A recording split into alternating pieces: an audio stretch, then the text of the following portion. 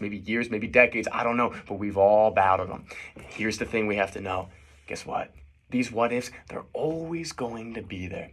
There will never be a time in our lives where we don't have to deal with the what ifs. We could be getting married, we could be getting a new job, the best days of our life, and you know what's going to be there too? Those what ifs.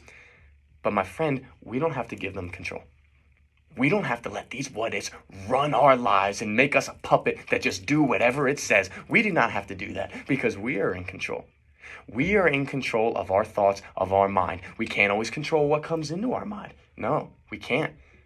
But we do have power over what we focus on and what we take action on. And that's what I want you to take away from this today, is realizing that you can take action to really negate these what ifs today.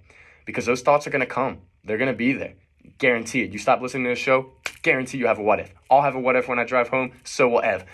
But I don't have to focus on it, and I don't have to let that become who I am. Because as I said earlier today too, these thoughts are part of us, they are with us, but they are not who we are.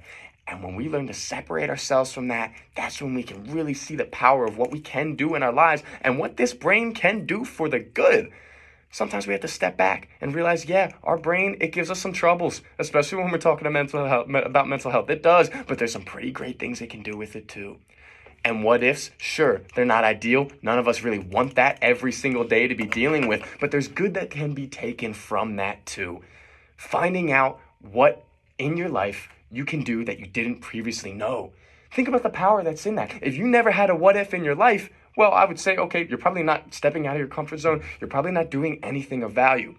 But because those what ifs are there, those times, each what if that comes in your head, that, my friend, is an opportunity for you.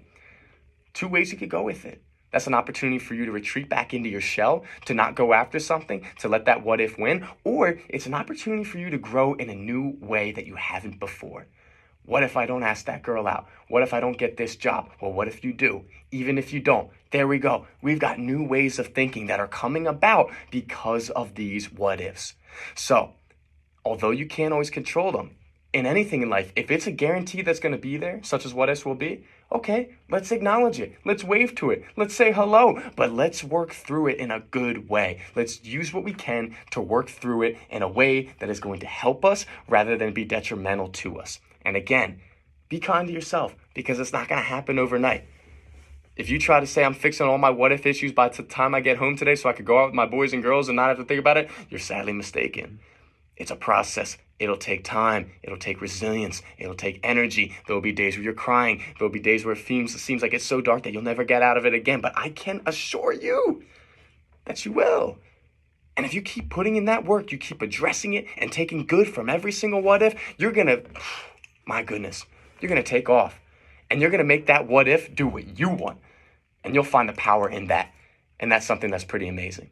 So I want to thank you all so much for allowing me to shut this down today. Really appreciate it. Ev, do you have anything last to say? I just wanted one small thing. I never add to those things.